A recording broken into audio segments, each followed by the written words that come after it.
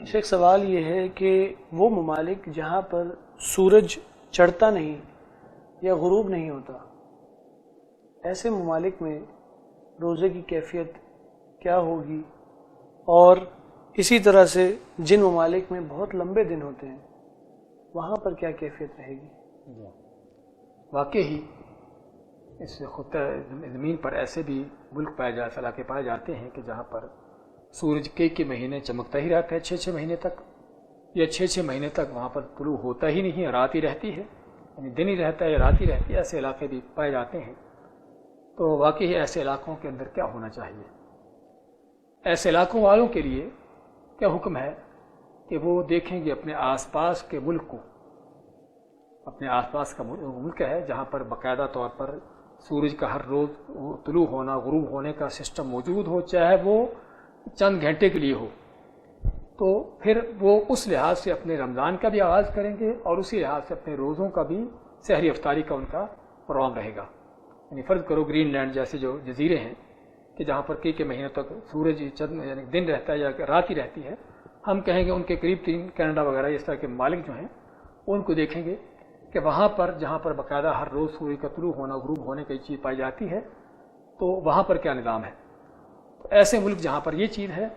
تو وہ اپنے قریب 3 ملک جہاں پر سورج کا طلوع ہونے غروب ہونے کا روزانہ کا سسٹم ہے اس کے حساب سے چلیں گے، اسی حساب سے ان کا رمضان بھی شروع ہوگا اور اسی حساب سے ان کا سحری افطاری کا بھی پروگرام رہے گا۔ لیکن وہ ممالک جہاں پر سورج نکلتا اور غروب تو ہوتا ہے لیکن دن بہت لمبا ہے، اور واقعی ایسے ممالک بھی پائے جاتے ہیں جہاں پر 20 گھنٹے سے اوپر کا دن بھی ہوتا ہے، اور وہاں پر پھر لوگ کیا کہتے ہیں کہ 20 گھنٹے سے اوپر کا اتنا لمبا روزہ رکھنا بہت مشکل ہے۔ تو بعض لوگ پھر فتویٰ دیتے ہیں کہ آپ لوگ بھی کیا کرو، اپنے قریب 3 ملک میں دیکھو کہ جہاں پر سورج طلوع غروب ہونے کا کوئی ایک مناسب سسٹم ہو، یعنی کہ اتنا لمبا فرق نہ ہو، اب اس حساب سے چلو۔ لیکن اس حوالے سے جو علماء کا صحیح فتویٰ ہے شیخ بن عثیمین رحمۃ اللہ علیہ اور اس طرح کے کبار علماء کا جو فتویٰ ہے وہ کیا ہے کہ ایسے ممالک میں رہنے والے اسی جو ان کے ہاں سورج طلوع غروب ہونے کا جو ہے اسی حساب سے چلیں گے، چاہے دن کتنا بھی لمبا ہو، چاہے 20 گھنٹے سے اوپر بھی لمبا ہو، لیکن ہر روز سورج طلوع ہو رہا ہے غروب ہو رہا ہے، چاہے رات سے 2 گھنٹے کی یا 3 گھنٹے کی ہے، تو ان کو اسی حساب سے چلنا ہوگا، کیونکہ اللہ تعالیٰ نے قرآن کریم میں ہمیں جو حکم دیا ہے وہ کیا ہے؟ فجر کا ذکر کیا کہ کھاؤ پیو کب تک؟ فجر طلوع ہونے تک، اور اس کے بعد کیا ہے؟ ثم اتموا الصیام الی اللیل، پھر اپنے روزے کو رات ہونے تک پورا کرو۔ اور یہ حکم عام ہے پوری روئے زمین کے لیے، کہیں بھی کیوں نہ ہو کہ جہاں پر سورج ہر روز طلوع غروب ہوتا ہے۔ تو اس لیے ان کو حکم یہ ہے کہ وہ دن چاہے لمبا ہو، ہاں ٹھیک ہے ان کی مشقت ہوگی اور روزے کی مشقت کو اس چیز کو برداشت کریں، اور جتنی مشقت ہوگی ان کے لیے زیادہ اجر ہوگا۔ اور اگر فرض کرو کوئی ایسا شخص بھی ہے کہ جس کے لیے روزہ رکھنا ممکن نہیں اتنا لمبا، یعنی 20 گھنٹے 22 گھنٹے 21 گھنٹے کا روزہ رکھنا اس کے لیے ممکن نہیں ہے، اس کی اتنی مشقت ہوتی ہے کہ اس کے استطاعت سے باہر ہے، تو پھر کیا ہے؟ فاتقوا اللہ ما استطعتم، قرآن کریم کی تعلیمات ہمارے پاس ہیں، اللہ سے ڈرو جتنی تمہاری طاقت ہے۔ تو پھر اس کے لیے کیا ہے کہ وہ پھر روزہ یعنی افطار کر سکتا ہے، ان دنوں میں نہیں رکھے، اور جب اس کے لیے پھر ممکن ہو روزہ رکھنا، دن تھوڑا چھوٹا ہو جائے، ان دنوں میں جا کر وہ روزے قضا کر لے۔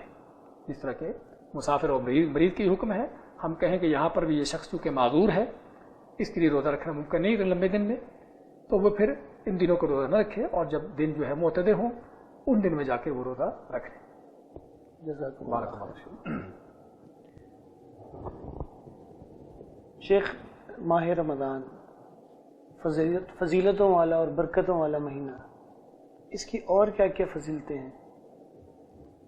ماہ رمضان کی فضیلتیں ہم سبھی کے سامنے ہیں۔ نبی کریم صلی اللہ علیہ وسلم رمضان کے آنے پر صحابہ کرام کو بشارتیں خوشخبریاں سناتے کہ اس مہینے کے آنے پر اللہ تعالیٰ جنتوں کے دروازے کھول دیتا ہے، جہنم کے دروازے بند کر دیتا ہے، اور ہر روز بلکہ ہر رات کو اپنے بندوں کو جہنم سے آزاد کرتا ہے، اور شیطانوں کو جکڑ دیا جاتا ہے تاکہ اللہ کے بندے مسلمان اطمینان سے اللہ کی عبادت کر سکیں۔ اسی طرح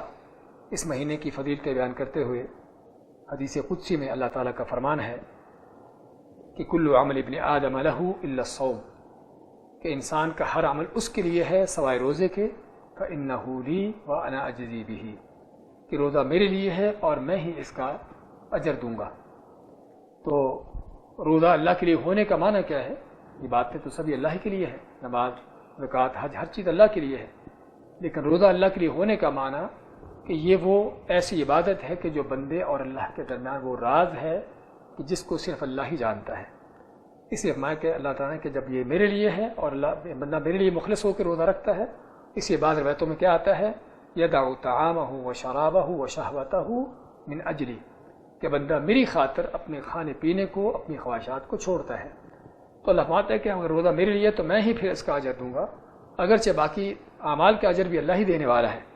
لیکن وہاں پر دینے کا انداز یہ ہوتا ہے کہ ممکن اللہ تعالیٰ نے فرشتوں کو حکم دے رکھا ہو کہ فلاں نیکی کا اتنا اجر لکھ دیا جائے، لیکن روزہ کہ جس کا اجر خود اللہ تعالیٰ دینے پر آئے،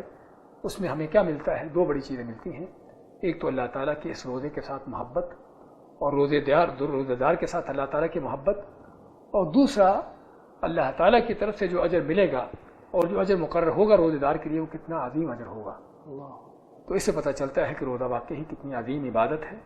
کیا اس کی فضیلت ہے، کیا اس کا مقام ہے۔ اور پھر یہ نہیں کہ روزہ صرف کھانا پینا چھوڑ دینے کا نام ہے، بلکہ روزہ اللہ کے نبی صلی اللہ علیہ وسلم کیا مانتے ہیں؟ الصیام جنہ، کہ روزہ کیا ہے؟ ڈھال ہے، اور روایتوں میں آتا ہے کہ جنۃ من النار، کہ آگ سے ڈھال ہے۔ ہاں، دنیا کے اندر گناہوں سے ڈھال ہے کہ انسان جب روزہ رکھتا ہے اور اس کو واقعی ہی روزے کی عبادت کا احساس ہوتا ہے، سحری کرنے سے افطاری کرنے تک، اور بلکہ رمضان کی راتوں میں بھی، تو اس کو اس عبادت کا احساس ہوتا ہے تو واقعی ہی وہ گناہوں سے دور رہتا ہے۔ تو یہ روزہ انسان کو گناہوں سے بھی بچاتا ہے اور پھر آخرت میں جہنم سے بچانے والا ہے۔ اسی طرح روزے کی فضیلتوں عظمتوں میں سے نبی کریم صلی اللہ علیہ وسلم نے فرمایا کہ جب رمضان کی پہلی رات ہوتی ہے تو اللہ کی طرف سے منادی کی جاتی ہے، یا باغی الخیر اقبل و یا باغی شر اقصر، کہ اے خیر کے چاہنے والے، تیرا خیر بھائی کا وقت آ گیا، اب تو آگے بڑھ، اور اے شر کے چاہنے والے، اب وقت آ گیا ہے تو اپنی برائی کو، شر کو چھوڑ کر اب جو ہے اللہ کی طرف پلٹا۔ تو کہنے کا مقصد رمضان کی بڑی فضیلتیں ہیں، اور بلکہ رمضان کے روزے ایک مومن ایمان، اس کے ایمان کی دلیل ہے۔ نبی صلی اللہ علیہ وسلم نے کیا فرمایا؟ من صام رمضان ایمانا واحتسابا، کہ جو رمضان کے روزے رکھتا ہے ایمان لاتے ہوئے، اللہ پر یقین رکھتے ہوئے، اللہ کی توحید کو اپناتے ہوئے، اور اللہ سے اجر و ثواب لینے کے لیے، تو اللہ تعالیٰ کیا ہے؟ غفر له ما تقدم من ذنبه، اللہ اس کے سابقہ گناہوں کو معاف کر دیتا ہے۔ اور دوسری حدیث میں بلکہ آپ کا فرمان کہ ایک رمضان سے دوسرے رمضان کے انسان کے کیے ہوئے گناہ جو ہیں، اللہ رمضان کے روزوں کی وجہ سے ان کو معاف کر دیتا ہے۔ اس قدر یہ بڑی فضیلتیں ہیں اس رمضان کے مہینوں کی۔ اور پھر اس مہینے کے اندر جو اللہ نے طرح طرح کی اور فضیلتیں رکھی ہیں، بذات خود روزے کی فضیلت، قیام اللیل کی فضیلت، تراویح کی، اور قرآن کریم کی، اس کی تلاوت کی فضیلتیں، قرآن کا اس مہینے میں نازل ہونا، کوئی شک نہیں کہ قرآن کا نزول اس مہینے میں کیا جانا اس بات کی دلیل ہے کہ اللہ تعالیٰ کے ہاں یہ مہینہ کتنی عظمتوں کا ہے۔ اور اسی طرح سے اس مہینے کے اندر وہ لیلۃ القدر ہے جو صرف ایک رات ہی 1000 مہینے سے بہتر ہے۔ اور یہی وجہ ہے کہ ہم دیکھتے ہیں کہ نبی کریم صلی اللہ علیہ وسلم کے اس مہینے کے ساتھ کیا آپ کا اہتمام ہوتا تھا، اس مہینے کی باتیں کرنے کی آپ کی کیا کوششیں ہوتی تھیں،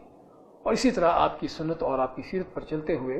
امت کے سلف صالحین، صحابہ، تابعین، ان کے ہاں اس رمضان کی کیا قدر و قیمت ہوتی تھی، کیا اہتمام ہوتا تھا۔ تو ضرورت ہے ایک مسلمان کو رمضان کی ان فضیلتوں کو سامنے رکھتے ہوئے جو ہے وہ اس مہینے کی عظمتوں کو جانے، ان کی فضیلتوں کو پانے کی کوشش کرے۔ بارک اللہ فیکم۔